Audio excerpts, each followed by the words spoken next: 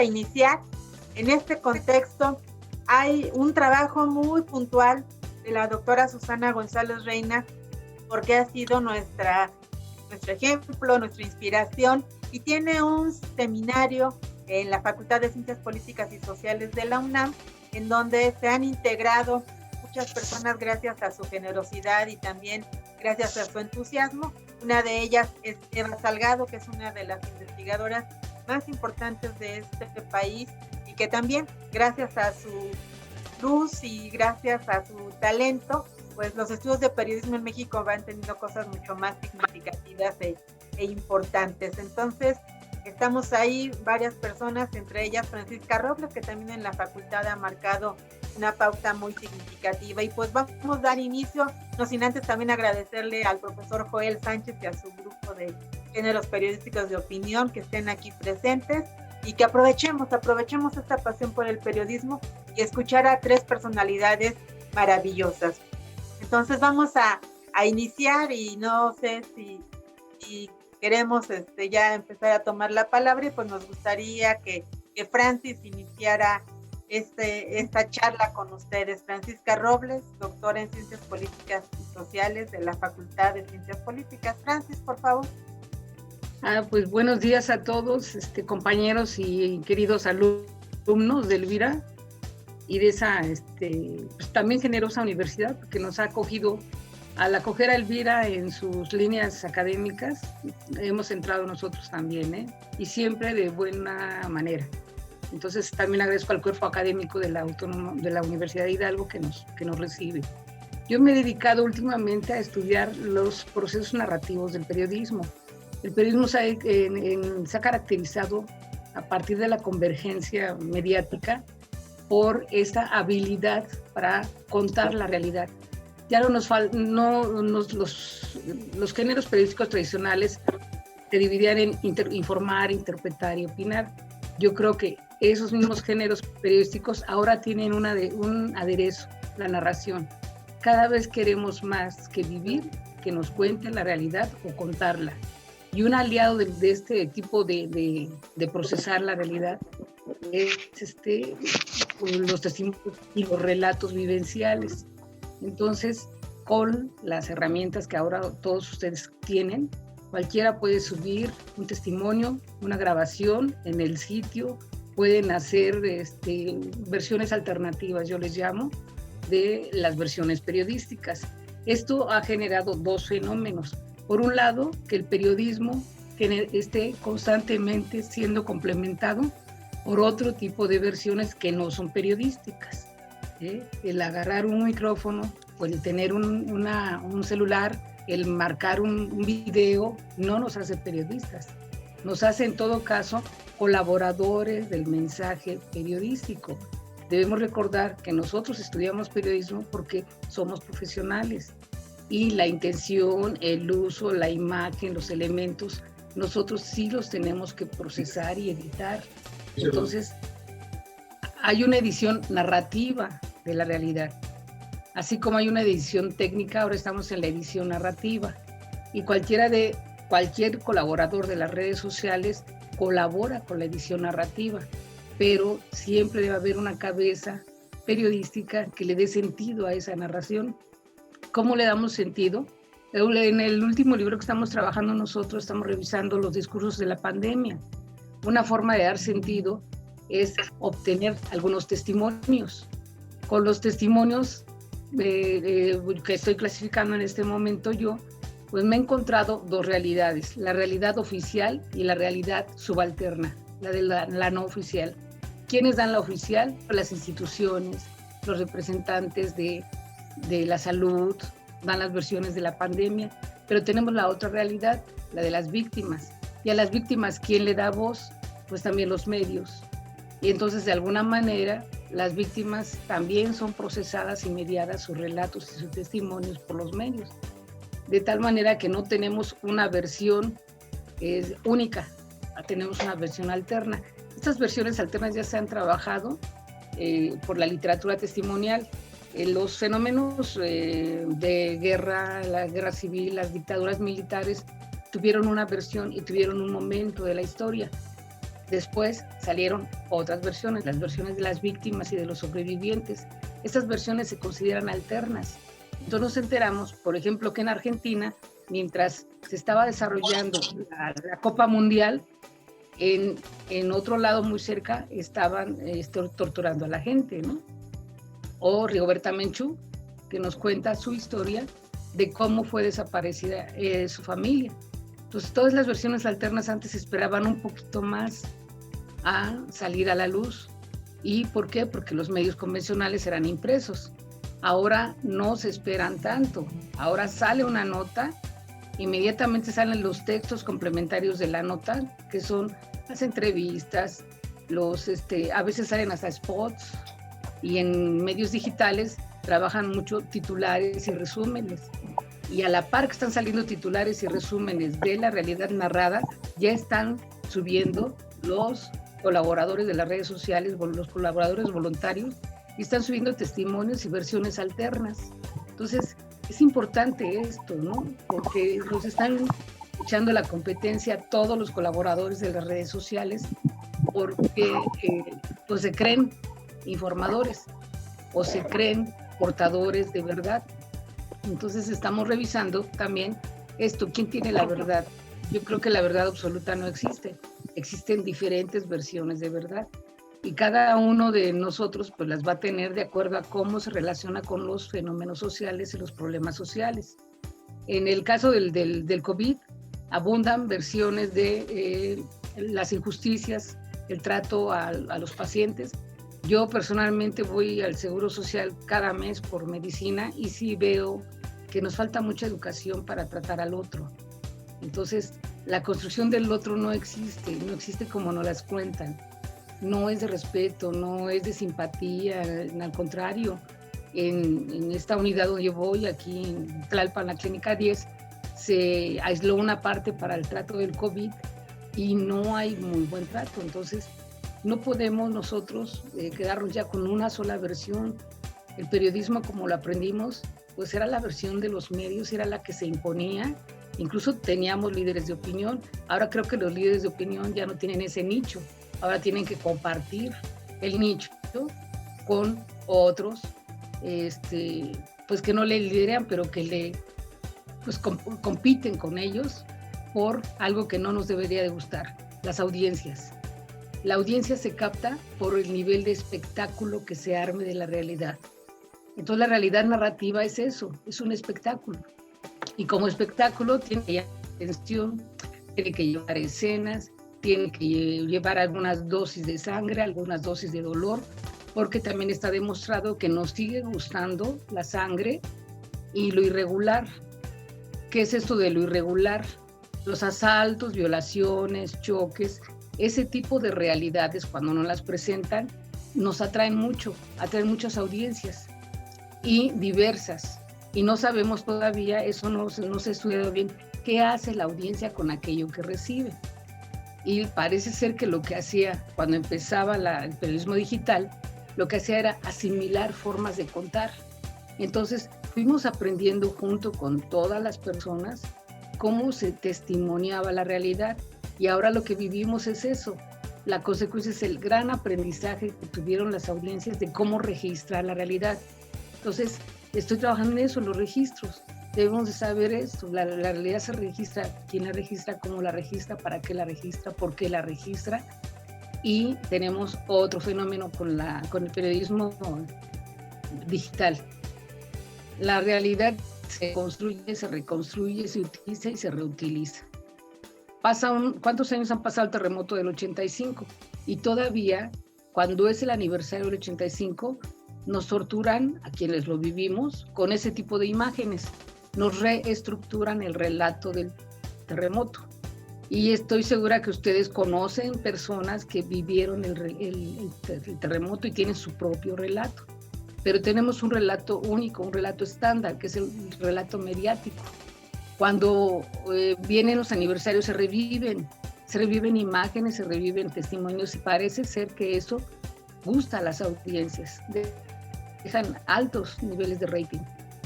Antes había programas donde se denunciaban injusticias en la policía, igual a nivel narrativo, denuncias de parte de las víctimas. y fueron retirados un tiempo, porque les dio así como escozor que el mundo viera todas nuestras irregularidades.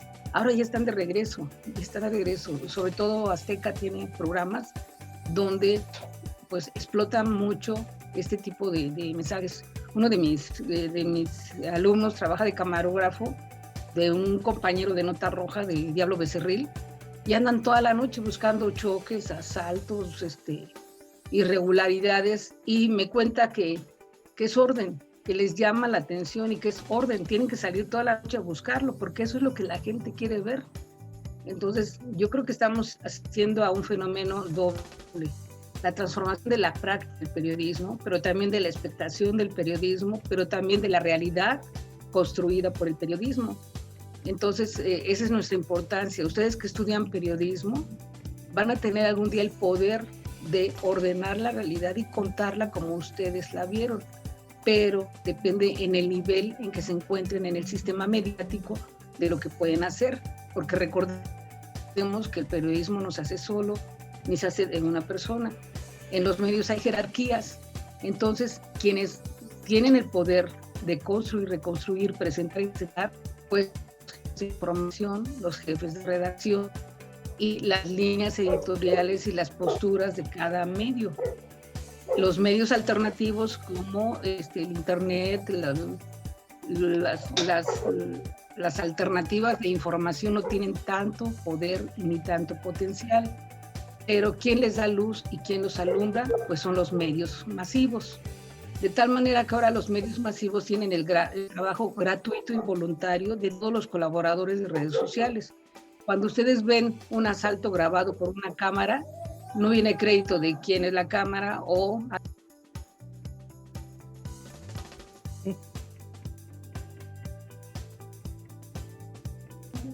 Se cerró su micrófono, doctora Francisca, se cerró su micro.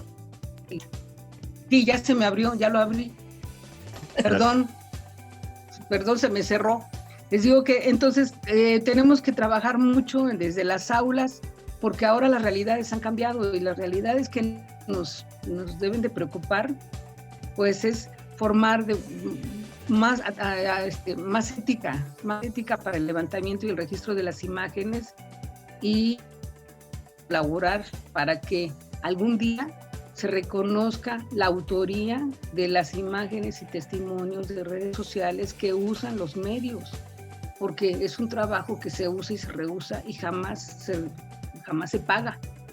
A nosotros, si vamos y hacemos nuestro trabajo, nos tienen que pagar por nuestro trabajo. Pero si algún voluntario sube una toma más atractiva que la de nosotros sobre un hecho o hace un relato mucho más impactante a nivel de espectáculo sobre el hecho, no le van a dar nada. Y su construcción involuntaria del hecho va a quedar a veces más, va a perdurar más que la nuestra, que fue una construcción profesional, una narrativa ordenada, un ordenamiento jerarquizado. Nosotros tenemos parámetros que no nos podemos despegar de ellos. Cuando uno está ante el registro de un hecho, nunca se me ha olvidado que mi registro va a ser visto o leído o recibido por algunos alumnos que lo pueden tomar como modelo. Entonces, los docentes sabemos que los alumnos nos toman como modelo, pero los voluntarios de las redes sociales no lo saben. Entonces, pueden subir tomas, pues, que no se deben, ¿no? Tomas que no se deben. Por ejemplo, la cara de las víctimas. Se tiene que proteger la cara. Apenas una de mis alumnas que trabajaba para Azteca, en el afán de ayudar a una niña que fue violada por un grupo de tipos, dio el nombre del jefe de la banda, y por dar el nombre del jefe de la banda al aire en Azteca 40 fue despedida. ¿Por qué fue despedida? Porque no se debe de hacer. Hay reglas también para dar para ese tipo de información. Y aparte, el delincuente demandó a la televisora y la demandó a ella y tuvo que estar 2 años en protección de la policía para poder seguir con su trabajo. Es importante también saber que la narrativa nos pone en riesgo, ¿eh? Entonces, también hay que conocer los riesgos, compañeros. Los riesgos de estar trabajando con la realidad es que podemos afectar a algún protagonista poderoso de esa realidad y nos puede afectar. Otra de mis alumnas, Ana Lilia Pérez, trabajó siempre investigando Pemex. Se tuvo que ir en el periodo de Fox 2 años a Alemania a esconderla, a proteger, porque el gobierno de Fox la anduvo buscando por la información que manejaba. Otra de mis alumnas, pues también anda ahí escapando de Genaro García Luna. Entonces, hay que conocer el registro de la realidad, los impactos narrativos, la construcción del espectáculo, pero también los riesgos que corremos como periodistas al hacerlo, lo cual ningún usuario de redes sociales va a padecer. Los usuarios de redes sociales son anónimos, muy pocos dan la cara. Hay otro compañero de Azteca que no, me parece que ya está en imagen, Carlos Jiménez. Carlos Jiménez tiene contactos en todos los ministerios públicos y es capaz de meter la cámara. Yo creo que es amigo de los policías o no sé, pero mete la cámara donde casi nadie puede y también está protegido. ¿Por qué? Porque ha metido la cámara a registrar realidades que casi nadie puede ver. O nos enteramos, les digo, mucho tiempo después, hasta que ya la procesamos con otros elementos.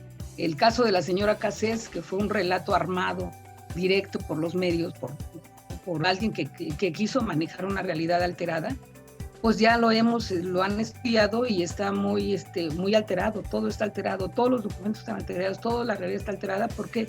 Porque esa estructura narrativa que hicieron del caso Cassés no contó con la participación de ningún periodista, de ningún literato, de ningún especialista en ficción ni en no ficción. Fue la ocurrencia de un señor que pudo armar una escena donde estaban deteniendo a una supuesta banda. A la fecha no se ha demostrado que existe, a la fecha los señores no han sido sentenciados, no se sabe qué delito cometieron, están esperando sentencia. Y ahí se quedarán, porque el sistema no está haciendo nada cuando se tiene que enfrentar a este tipo de circunstancias. Entonces hay que hablar de los riesgos. Y supongo que se me acabó el tiempo, ¿verdad? Bueno, muchas gracias, compañeros. Vamos es un honor. Un ratito para hacer preguntas. Es un placer estar con ustedes, Sí, gracias, gracias por tus comentarios y sobre todo por demostrar este fortalecimiento que tenemos en este seminario de periodismo. Y pues voy a pedirle a la doctora Eva Salgado si también nos quiere hacer sus comentarios en torno a este trabajo que se hace en el seminario y estos libros que también se han publicado sobre los estudios del periodismo. Por favor, Eva Salgado. Sí, muchas gracias, buenos días y muchas gracias, Elvira, por esta invitación y que desde luego me conmueve y me honra mucho porque bueno, ha sido, y hay que reconocerlo también, lo importante que es hacer como grupos de trabajo. Uno puede tener ciertos conocimientos con alguien, relaciones en la universidad, pero cuando esto se puede prolongar más allá entre maestros, alumnos, colegas y todo, se vuelve algo verdaderamente que es de apreciarse, ¿no? Entonces yo recuerdo mucho cuando conocí a Elvira como estudiante de posgrado, cuando hizo su tesis, la primera tesis del doctorado en Ciencias Políticas Sociales con orientación en comunicación sobre la participación de las mujeres como periodistas en la revolución, y fue verdaderamente una tesis muy buena, y desde entonces le he estado siguiendo la trayectoria a Elvira, y después me dio mucho gusto también enterarme que ya estaba participando con ustedes como docente, y ahora me sorprende, ¿no?, ver que se cumplen ya 20 años de su licenciatura, cosa que es muy, pues da mucho gusto, ¿no?, ver que se siguen formando tantos jóvenes interesados en esto. Y bueno, comprenderán por mis comentarios, si yo digo que fui maestra de Elvira, pues que ya de nuestra época pues ya somos también parte del inventario, y que para nosotros, a lo mejor para ustedes que están muy jóvenes, ver cómo el periodismo es ahora, pues no les parece tan contrastante, pero pónganse en nuestro lugar. Nosotros venimos de una generación donde se ganaba la nota de las 8 columnas, ¿no? Hacia el periódico, verlo, leerlo, el papel, ¿no? Era así como toda la costumbre todavía, tener así como muy fija las secciones, un solo formato, una sola disposición, y todo se quedaba fijo, inscrito en la memoria de una vez y para siempre, y súbitamente todo eso pues empezó a cambiar. Y entonces, la doctora Susana González Reina, que siempre ha sido, como nosotros, muy apasionada de la prensa, de investigar la prensa, de formar periodistas y todo, pues estaba verdaderamente pasmada y sorprendida de cómo se estaban avecinando estos cambios en el periodismo digital. Y entonces tuvo el buen tino de organizar, como ha organizado otros proyectos, este específico, que era para estudiar el lenguaje del periodismo digital en el siglo XXI, y que salió adelante con tres muy interesantes publicaciones. Claro, hay que reconocer que si no hubiéramos tenido el liderazgo de Susana, y siempre es como esta sutil autoridad para tenernos ahí marcando el paso, no hubiera salido, porque créanme que para que ahora salgan libros y salgan a tiempo y salgan uno cada año, no es nada sencillo. Entonces sí es algo que se reconoce. Y tenemos tres libros que son muy interesantes y que espero que ustedes, supongo, tendrán en su biblioteca, si es que la pueden consultar, o bueno, ya después veremos cuáles son los mecanismos para que los vean, pero que son tres producciones que hemos hecho con muchísimo entusiasmo, queriendo compartir con otros las inquietudes que tenemos, ¿no?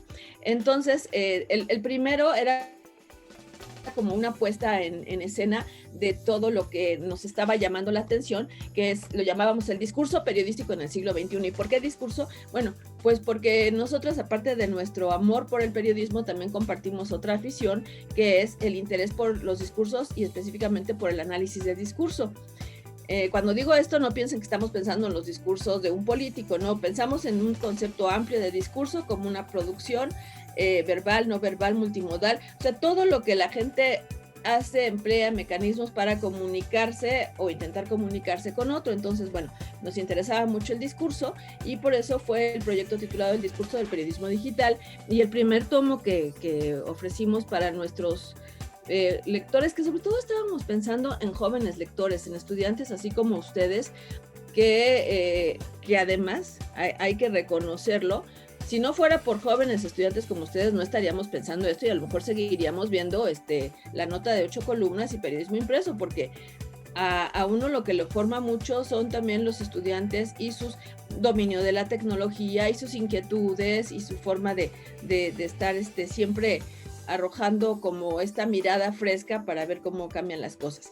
Entonces, en este primer volumen, explorábamos cosas como, por ejemplo, todo este tema de los hipertextos y multimedia. Ahora ustedes ven muy fácil, no sé si les ha ocurrido, pero uno empieza a leer una nota y 15 minutos después ya está leyendo, no sé, de La casa de John Travolta. O sea, como que lo llevan, lo pican los multimedios y tal, o estar intentando comprar algo, a más ahora con todos estos asuntos de los algoritmos y multimedia. Entonces también explorábamos un poco todo eso, cómo ese discurso se vuelve muy complejo y cómo hay todo este asunto del hipertexto que están se encabalgan unos con otros, ¿no? Entonces ya no depende solamente de la memoria que uno diga, me entero de esto, recuerdo que en algún momento lo leí y a lo mejor tienen su carpetita de nota, ahora no, ahora está todo circulando en una misma red. Entonces era muy interesante la manera en que se disponía de todos estos mecanismos para poder hacer un reportaje, un seguimiento, una nota, una tarea, una investigación.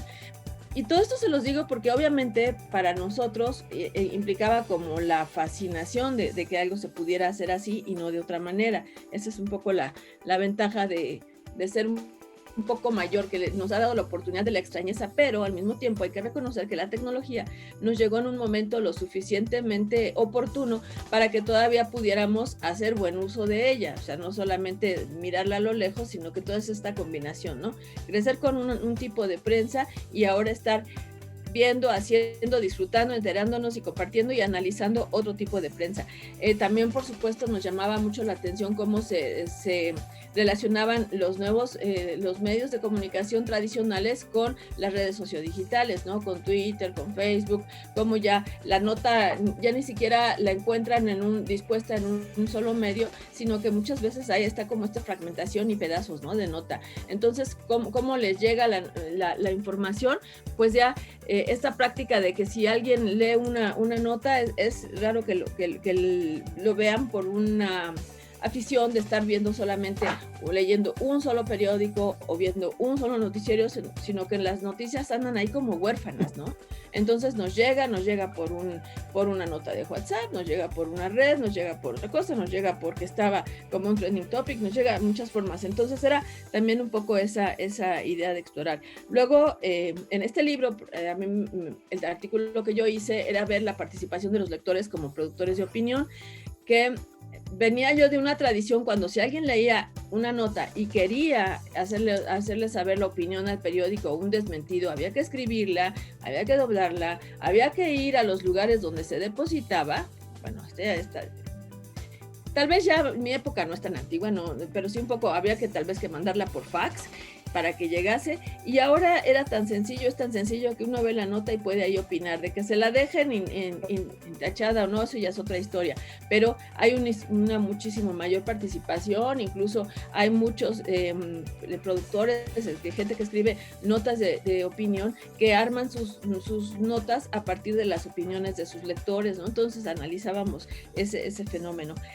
Bueno, también había otras maneras que estudiaban o reparaban mucho sobre como la evanescencia de la información, que es algo que se queda así como esto que le llamaría Bauman como la sociedad líquida, que nosotros veíamos como periodismo líquido o información líquida que se evaporaba muy, muy rápidamente.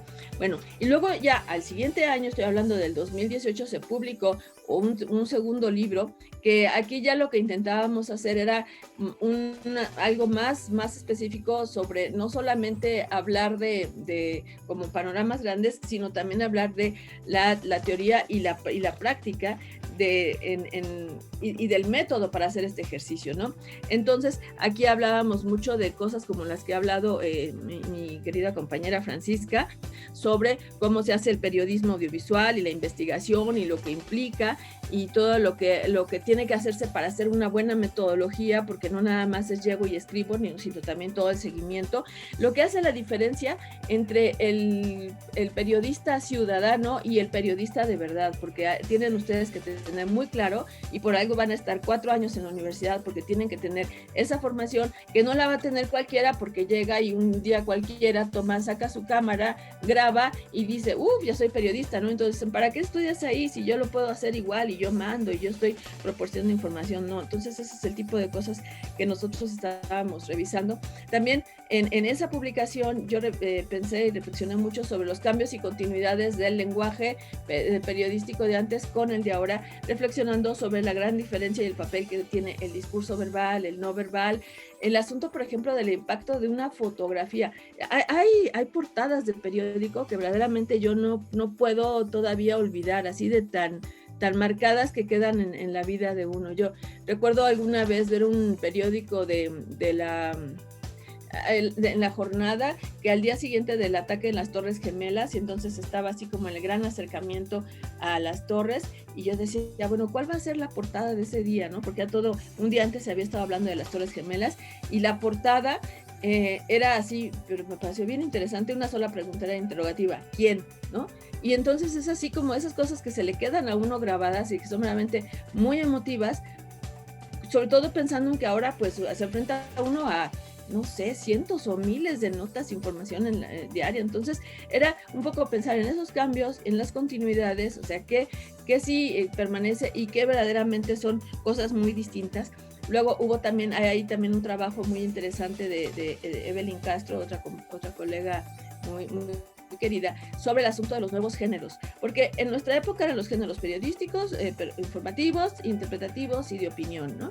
Y ahora hay una cantidad de géneros que ya no se sabe de qué estamos hablando, si esto es información, si esto es opinión, si esto es si es verbal, si es no verbal, si es foto, pero si es la foto sola, pero viene con su pie, pero si es una foto, pero si además si lo ven multimedial, y entonces esto le pican y los lleva a otra cosa, si es en radio, si es en televisión. O sea, hay un tránsito y una circulación de información y de opiniones entre todos los medios que es muy, muy interesante de irle siguiendo, ¿no? La pista.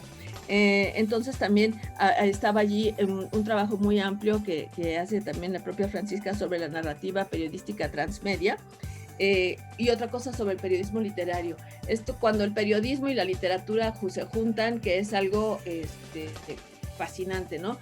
Si ustedes buscan formas de trascender en lo que se escribe, bueno, pues no se limitan a hacer el qué, quién, cómo, cuándo, dónde, ¿no? ¿Por qué? Sino a lo mejor pueden explorar un poco la capacidad de expresión y hablando de cualquier tema, ¿no? Entonces, tratar de poner muchísimo más empeño en el mensaje.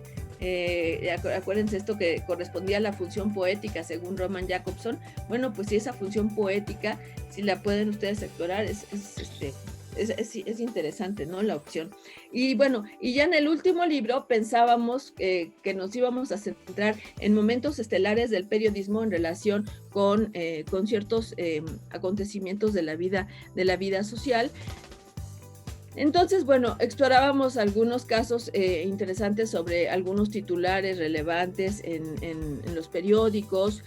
Hubo también, veníamos de la experiencia del periodismo y el terremoto del 2017 en México, entonces hubo un trabajo sobre el tema de las noticias, el caso Frida Sofía y que nos llevó a pensar sobre todas las noticias falsas. Hubo también otro trabajo interesante sobre el periodismo lúdico digital, porque muchas veces, y eso sobre todo ustedes como jóvenes, pues uno se mete a los periódicos no necesariamente a informarse, sino también para divertirse. Se van haciendo como muchísimas, un gran abanico de posibles funciones. Hay un trabajo allí muy, muy interesante de mi querida colega Elvira, su profesora, hablaba sobre el periodismo feminista, que es el tema que sí, como sabrán, siempre le ha apasionado. Entonces, es también muy, muy recomendable la consulta de ese libro. En ese libro, yo hice un trabajo en relación con la forma en que se había hecho la cobertura de las elecciones del movimiento electoral, el proceso electoral del 2018 en México, para comparar el periodismo con las redes sociodigitales, donde llegaba a varias conclusiones, ¿no? Por ejemplo, como lo que está mal o bien de otro, no quiero ser normativa, pero bueno, hay algunos rasgos que son típicos de uno o de otro y que tendrían hacer pensar si el periodismo digital lo debe de eliminar o no lo debe eliminar, o qué es lo que funciona en relación con ello. Por ejemplo, hablaba el asunto del anonimato, que en el periodismo digital el anonimato es, por supuesto, impensable, ¿no? Y que las redes sociodigitales, ese es uno de los grandes problemas, porque uno no sabe a quién está leyendo, hay tantos usuarios anónimos, hay tantos uso de bots y demás, entonces el tema del anonimato era muy importante. O el tema, por ejemplo, de las noticias falsas, que también eso es algo que seguramente ustedes están ya muy, muy preparados. A mí todavía me sorprende cómo sigo recibiendo, no sé, 2-3 veces por semana de mis amigas contemporáneas, me mandan alarmadas, ¿no? Noticias en WhatsApp de, ¿ya te enteraste que nos van a tal cosa? No, eso es falso, revisa, ¿no? Entonces todavía es muy, muy, pasa mucho esto. El asunto de la recurrencia al humor, como jóvenes, yo sé que muchas veces este tono de solemnidad en los periódicos probablemente no les atraiga, o en los medios de comunicación en general.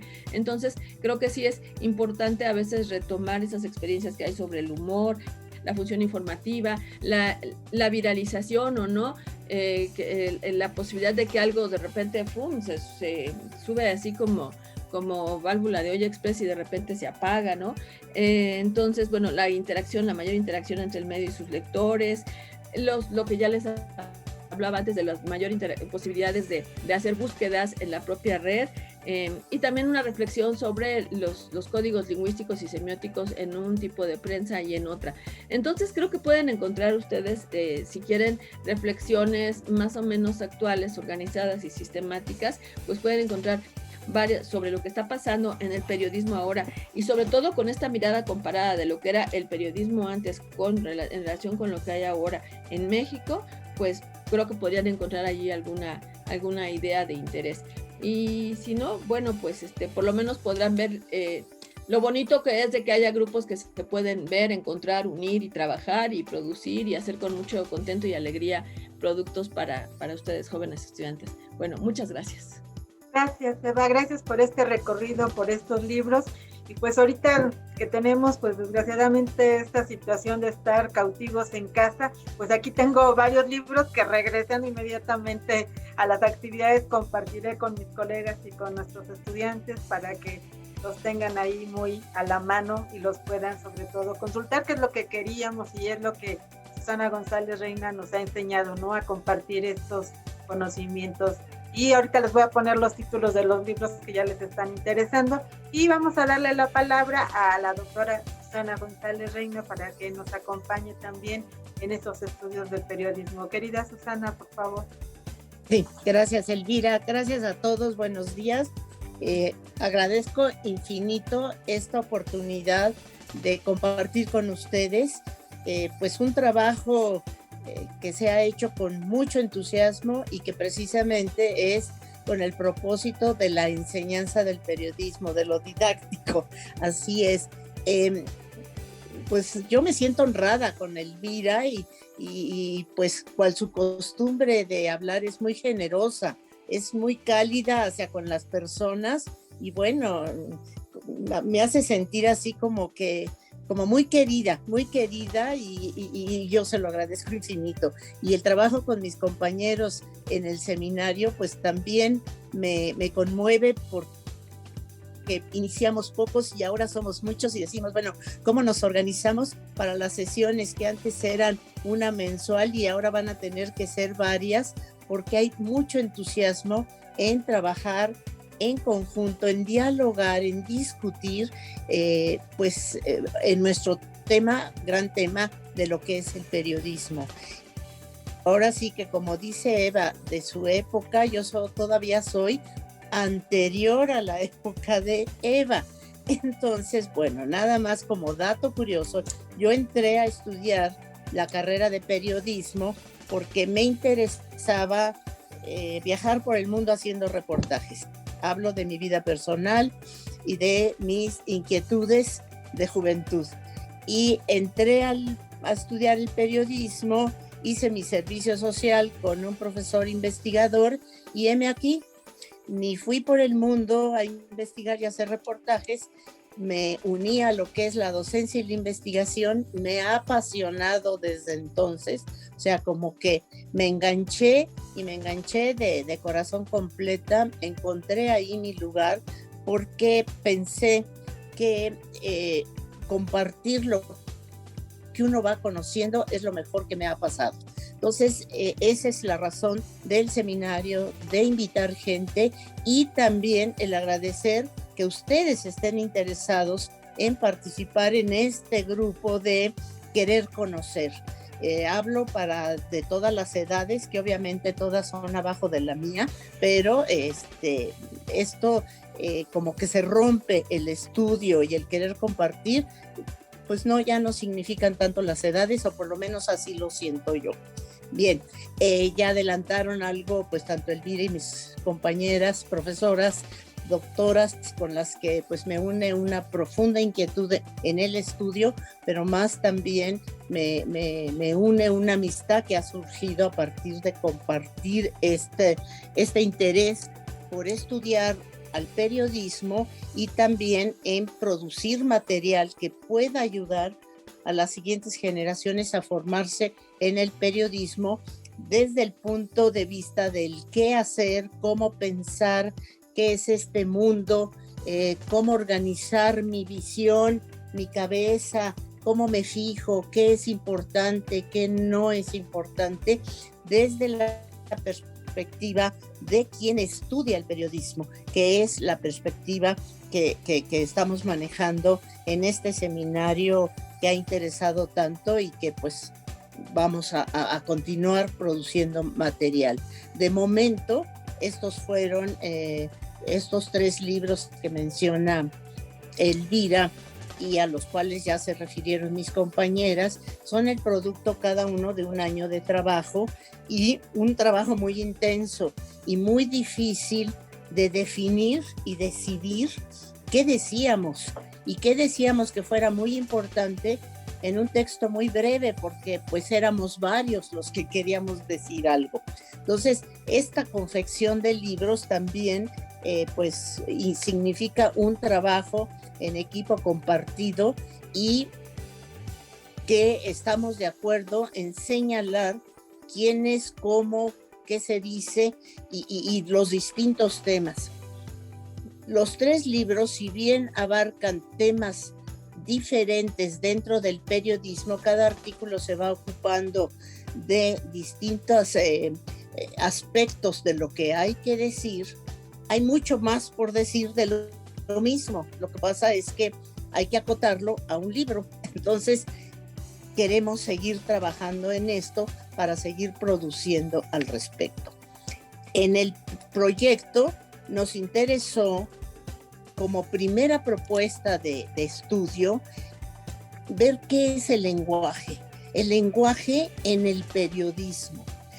Habíamos estado estudiando en el Pithecanthropus, y a lo mejor les toca todavía algunos libros de entonces, que son clásicos en el estudio del periodismo, la importancia del uso del lenguaje en cuanto a la claridad y la precisión y ser concisos, a lo que se le llama el lenguaje periodístico. Pero el lenguaje periodístico no solo se reduce a eso, y como bien señalaron las doctoras que me antecedieron, el discurso en el periodismo es múltiple, y el lenguaje no solo es la palabra, es la imagen, es la ubicación, es la tipografía, es todo aquello que se expresa que va más allá de la palabra. Pero la palabra en sí misma también tiene una riqueza infinita. ¿Cómo lo digo? ¿Con qué palabra? ¿Cuál pongo? Sobre todo, ¿cómo voy a titular? Si tengo que condensar, ¿cuál es la riqueza? Entonces, el primer libro precisamente se dedica a reflexionar, y señalo y reitero, no agota el tema, sino todo lo contrario, apenas ilustra unos principios que nos inquietan en esta riqueza de expresar en el periodismo. Y cuando digo el periodismo, quiero señalar que el eje central del seminario, y que rige a los 3 libros y a los cuantos más hemos de estar sacando, es reflexionar precisamente en la esencia. ¿Qué es el periodismo? ¿Por qué importa ahora pensar en retomar la esencia del periodismo en este contexto pues caótico de flujo informativo que nos abruma? Rescatar la esencia de qué es hacer periodismo, que no es lo mismo que estar en el flujo informativo lanzando información. Eso es otra cosa, pero acompaña en el escenario de hacer periodismo, está este flujo informativo que antaño no existía y que ahora, precisamente con todas las redes sociales y toda la posibilidad tecnológica de difundir información, pareciera que se diluye la esencia de hacer periodismo. Ya Francis tocó un poco al respecto de que no confundir lo que es un flujo informativo de una fuente espontánea que informa a la estructura de hacer periodismo. La visión de un periodista que difunde la información no es la misma que de la fuente espontánea que subió información. Hay que distinguirlo. ¿Y por qué es importante distinguirlo? Porque precisamente en este mundo caótico de flujo de información puede causarse mucha desorientación. Y la desorientación en el público global pues no es nada agradable, es precisamente el caos. Esto me lleva a señalarles que producto de encontrar la esencia del periodismo, también manejamos primero y como hipótesis, y ahora con nuestros trabajos lo estamos probando, que el periodismo no desaparece, no se extingue, el periodismo se reinventa, se refuerza y se reconstruye. La esencia que encontremos de este periodismo, que es recabar información trabajarla en un medio y difundirla, ese es el periodismo, es un periodismo institucional que vas a difundir, que el medio habla a través de sus reporteros y opina a través de sus articulistas. Eso tiene un orden y se hace un ejercicio metodológico ordenado de un trabajo profesional, que es muy diferente a estar coexistiendo con todas las otras informaciones de fuentes espontáneas. Cuando no existían las fuentes espontáneas, porque existían pero no había la tecnología para que se incorporaran a la difusión de información, era muy fácil distinguir la actividad periodística. Ahora no, y no solo que no se distinga, sino hay que reforzarla profesionalmente, evitar las noticias falsas, evitar en este flujo informativo quedar diluidos. El periodismo, al contrario, tiene la obligación, la responsabilidad social de seguir cumpliendo su función. Entonces, ahora más que nunca, importa estar estudiando qué es el periodismo y cómo se expresa, a través de qué canales, con qué lenguaje, y cuál es la metodología de investigación en la época actual. Es muy similar la metodología de investigación periodística a la investigación de la metodología en la ciencia social. Disculpen. Sin embargo, aunque es similar la metodología de investigación, el propósito cambia. Es para difundirlo, para construir discursos que sean claros, que sean precisos, que impacten, que gusten. Y ahí entonces el periodismo asimismo crece la función del reportero, crece la función de los articulistas y crece la función de los hacedores de estos nuevos discursos con recursos tecnológicos, pero con el principio periodístico.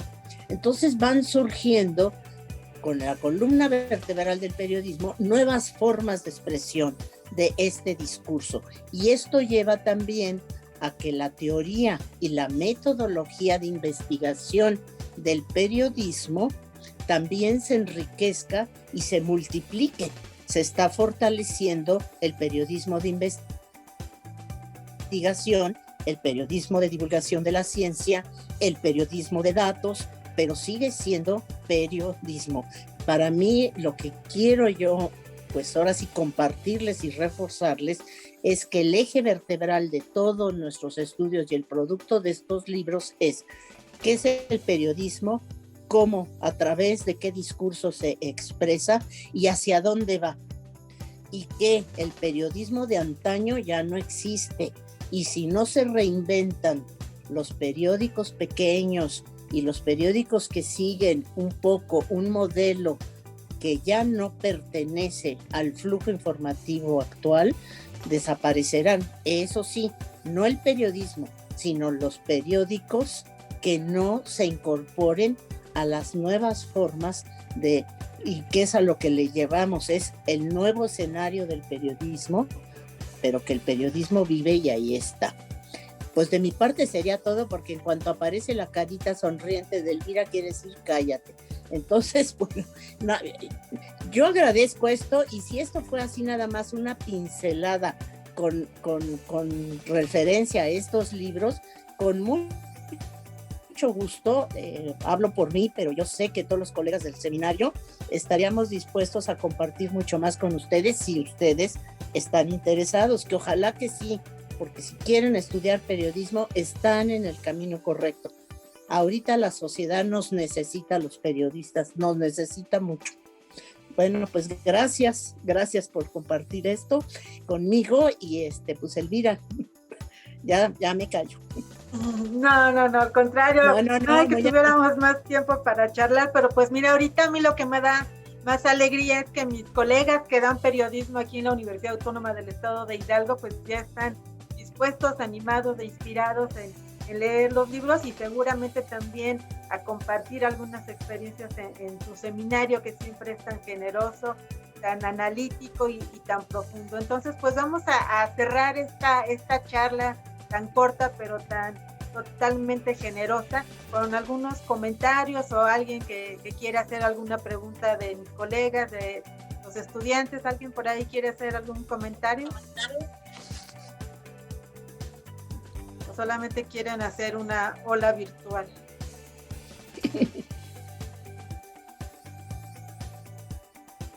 Pues yo quisiera agradecerles tanto a Eva Salgado, a Francisca Robles y a Susana González Reina, pues este espacio que en pocos minutos han sensibilizado, han actualizado y nos han aproximado a lo que significa el periodismo ahorita en este siglo XXI, y que pues quienes tenemos la responsabilidad de compartirlo ante los grupos, pues también actualizarlos, sensibilizarlos y también permitir que nuestros grupos y nuestros estudiantes que ahora están viviendo las cosas de otra manera y con otras perspectivas, pues también nos den esta riqueza de lo que están leyendo, de lo que están viendo, de lo que están escuchando. Yo ahora que doy historia de los medios, de pronto les pregunto si escuchan el radio y ya ni saben qué es ese aparato, y de pronto pues tenemos que actualizarlos y decirles lo que se está haciendo, ¿no? Pues entonces queremos agradecerles, querida Susana González Reina, Eva Salgado, Francisca Robles, su presencia a nombre de la Universidad Autónoma del Estado de Hidalgo, y pues de quienes ahora están en nuestra área al frente, actualizándola y sobre todo abriendo estos maravillosos espacios como es Mauricio Ortiz Roche y Raúl Arenas, que son ahora los que están al frente de nuestra área. Y pues, aunque sea desde lejecitos, pero con mucho cariño, un aplauso virtual y agradecerles su presencia. Muchísimas gracias por estar aquí.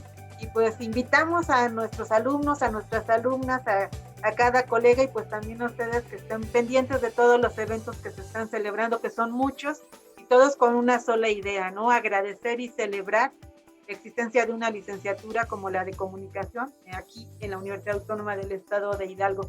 Muchísimas gracias y pues nos vemos en los siguientes eventos que siguen adelante. Gracias y buen día. Buenos días, muchas gracias. Gracias, hasta luego. Gracias. Gracias, doctoras, muchas gracias. Gracias. No, Luego. Y a todas Gracias y todos a usted. ustedes, chicos, gracias por estar con nosotros. Gracias a todas las invitadas, a Elvira y a todos y todas ustedes por estar en este evento. Que tengan un excelente día y nos vemos en los siguientes. Muchas gracias, igual. Hasta luego. Adiós.